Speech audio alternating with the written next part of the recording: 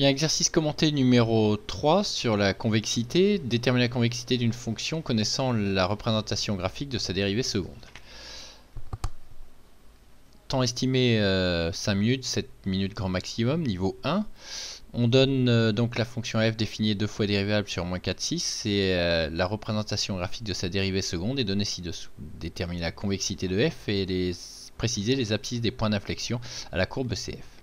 Quelques rappels de cours pour commencer. Si f est défini 2 fois dérivable sur un intervalle i, si cf est au-dessus de ses tangentes, f est convexe. Si f' est croissante, f est convexe. Et si f seconde est positive, f' est croissante et donc f est convexe. Si la dérivée seconde s'annule et change de signe en x égale a, le point A d'abscisse A est un point d'inflexion. On peut résumer dans le tableau dans le graphique qui est ci-dessous, à savoir pour x strictement plus petit que 1, la courbe est en dessous de ses tangentes, qui sont tracées ici en pointillé et en bleu. F serait concave, f' décroissante et f seconde de x négatif. Pour x plus grand que 1, la courbe est au-dessus de ses tangentes, donc f serait convexe, f' croissante et f seconde strictement positive. Au point A, la dérivée de seconde s'annule et change de signe, la dérivée change de sens de variation et la fonction f change de convexité, c'est-à-dire passe de concave à convexe ou de convexe à concave selon les cas.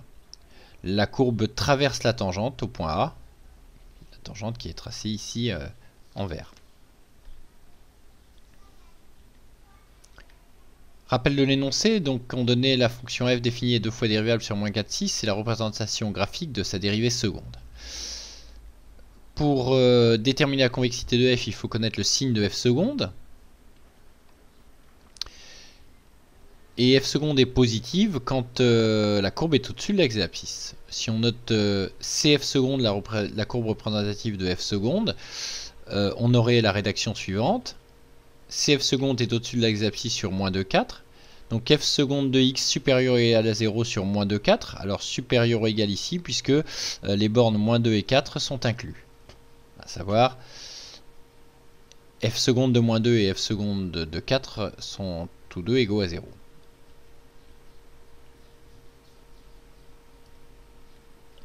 F est donc convexe sur moins 2, 4 et concave sur moins 4, moins 2, union 4, 6. Attention, c'est la fonction qui est convexe et non la courbe. On ne peut pas écrire CF est convexe, mais comme c'est dans l'encadré de la réponse, F convexe ou concave. On peut résumer tout ça dans un tableau de signes, ce qui est parfois plus simple qu'une longue rédaction, à savoir le signe de f seconde et la convexité de f.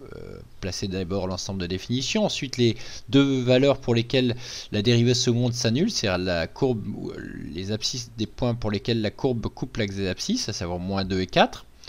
Pour moins 2 et 4, la dérivée seconde vaut 0. Entre moins 2 et 4, signe positif. Signe négatif sinon. Et donc, f est concave sur moins 4, moins 2 et convexe sur moins 2, 4 et à nouveau concave sur 4, 6.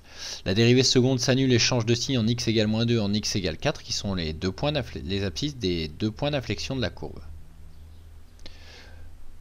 Deuxième partie, préciser les abscisses des points d'inflexion. Il suffit donc de reprendre ce qui a été dit ici-dessus. La dérivée seconde s'annule et change de signe en x égale moins 2 en x égale 4. La courbe admet donc deux points d'inflexion au point d'abscisse moins 2 et 4. Cet exercice corrigé vous était proposé par matheS.fr. Vous pourrez retrouver sur le site cours, fiches méthode, aide-mémoire, exercices et devoirs corrigés avec aide et rappels de cours et corrections très détaillées pour les élèves les plus en difficulté, QCM en ligne, et puis annales corrigées avec les mêmes ressources que pour les exercices et les contrôles.